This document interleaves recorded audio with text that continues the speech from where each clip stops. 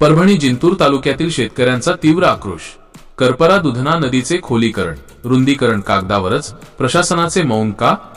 जिंतूर परभणी जिंतूर तालुक्यातील शेतकऱ्यांमध्ये प्रशासनाविरोधात तीव्र नाराजी पसरली आहे।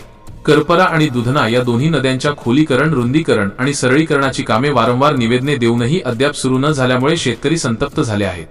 दरवर्षी प्रचंड नुकसान, अधिकारी फक्त आश्वासने देतात। नदीच्या प्रवाहामुळे शेतकरी दरवर्षी मोठे नुकसान सोसत आहेत। परिस्थिती इतकी गंभीर आहे की शेत जमिनी वाहून जात आहेत, पिकांचे मोठे नुकसान होत आहे, जनावरं आणि शेतीचं साहित्य पाण्याच्या प्रवाहात वाहून जात आहे। या गंभीर नुकसानीनंतरही प्रशासनाने कानाडोळा केल्याबद्दल शेतकऱ्यांनी तीव्र संताप व्यक्त केला आहे। 6 मे 2025चा ठरावही अधांतरी।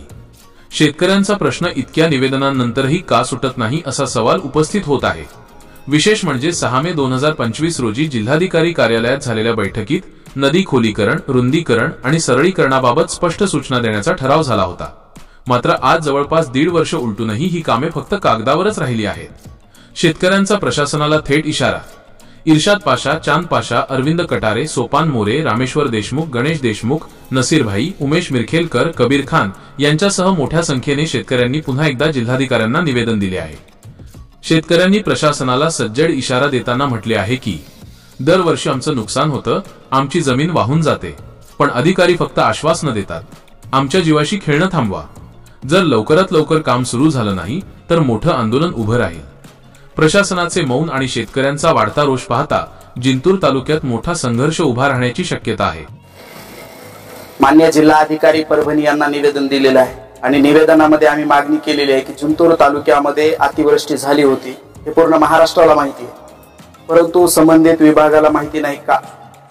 आणि आमच्या जिंतूर तालुक्यामध्ये अद्यापर्यंत 60 ते 65% शेतकऱ्यांना अनुदान आलेले आहे। उर्वरित शेतकरी आजही सरकार म्हटलं होतं दिवाळीपूर्वी शेतकऱ्यांना अनुदान तात्काळ देऊ, परंतु आणि शेतकऱ्यांची दिवाळी घोड करू, आजपर्यंत देखील शेतकऱ्यांच्या खात्यावर एक पैसाही अनुदानाचा आलेला नाही। काही शेतकरी आजही तहसीलच्या चक्रा मारतायत, फार्मर आयडी झाला का, फार्मर आयडी आला का, अप्रूव्हल दिला का, याच्यामध्ये संबंधित विभागाच्या चक्रा होत आहेत। अशामध्ये सन्मान्य जिल्हाधिकाऱ्यांना भेटून आम्ही विनंती केलेली, साहेब आमच्या शेतकऱ्यांना तात्काळ अनुदान द्या। त्या व्यतिरिक्त जिंतूर तालुक्यामध्ये मुख्य असलेल्या 2 नद्या आहेत, एक दुधना आहे, दुसरी करपरा आहे। गेल्या वर्षी आम्ही वारंवार पत्रव्यवहार केलेले आहेत। संबंधित पाटबंधारे विभागाच्या कार्यकारी अभियंत्यांना आम्ही पत्र दिलेले आहेत की सन्माननीय जिल्हाधिकारी साहेबांना सुद्धा देखील आता पत्र दिलेलं आहे, करपरा नदीचे सरळीकरण, रुंदीकरण, खोलीकरण झालं पाहिजे, अशा प्रकारची आमची मागणी आहे। संबंधित विभागाने तात्काळ याच्यामध्ये लक्ष देऊन दखल घ्यावी आणि तात्काळ त्या ठिकाणी असलेल्या करपरा नदीचे सरळीकरण, रुंदीकरण करावे। करपरा नदीचे सरळीकरण, रुंदीकरण, खोलीकरण करावे का आम्ही म्हणतोय? आमचं म्हणण्याचं कारण काय की शेतकऱ्यांचे हजारो हेक्टर क्षेत्र त्या ठिकाणी उद्ध्वस्त झालेले आहेत, शेतकऱ्यांच्या जमिनी खरडून गेलेल्या आहेत। प्रशासनाने त्याच्यावर वेळीच लक्ष दिलं पाहिजे। त्या व्यतिरिक्त राज्यामध्ये पीक विमा नावाची एक योजना चालते, हे आज विलुप्त होत चाललेलं आहे। हजारो कोटी रुपये महाराष्ट्रामध्ये असलेल्या पीक विमा कंपनी सरकारच्या माध्यमातून त्या ठिकाणी शेतकऱ्यांना फसवतायत की काय? फसवतायत की काय म्हणण्याचं कारण एक की त्या संबंधित पीक विमा कंपनीला आम्ही पीक विमा भरला, अद्यापपर्यंत 2024चा त्या ठिकाणी असलेला उंबरठा उत्पन्नावर आधारित पीक विमा शेतकऱ्यांच्या खात्यावर आलेला नाही।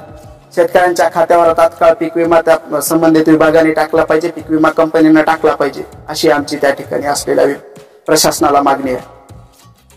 अशामध्ये शेतकरी हवालदिल झालेला आहे, आत्महत्या करतोय, याच्यावर कुठल्याच प्रकारचं प्रशासनाचं लक्ष त्या ठिकाणी दिसून येत नाही। प्रशासन त्या ठिकाणी असलेल्या निवडणुकामध्ये व्यस्त आहे। आज व्हीसी आहे, याची व्हीसी आहे, त्याची व्हीसी आहे, निवडणुकांच्या व्हीसीचा व्हीसी लागत आहेत, परंतु शेतकऱ्याबद्दलची एकही व्हीसी लागताना दिसून येत नाही। शेतकऱ्याची एकही बैठक लागताना, ऑनलाईन प्रकारे बैठक लागताना दिसून येत नाही, ऑफलाईन बैठक लागताना दिसून येत नाही। अशामध्ये प्रशासनाने त्वरित शेतकऱ्यांवर पर्याय काढला पाहिजे आणि शेतकऱ्यांच्या असलेल्या जे काही प्रमुख मागण्या आहेत त्या मागण्या पूर्ण केल्या पाहिजे, अशा प्रकारची आमची मागणी आहे। प्रशासनाला आम्ही निवेदन दिलेलं आहे फार्मर आयडी आहेत आमच्या, फार्मर आयडी असून सुद्धा देखील शेतकऱ्यांच्या खात्यावर पैसे पडलेले नाहीत. तात्काळ याची दखल घ्यावी, अन्यथा तीव्र आंदोलन करण्यात येईल. तुमच्या माध्यमातून आम्ही सर्व मिळून या ठिकाणी इशारा देतो.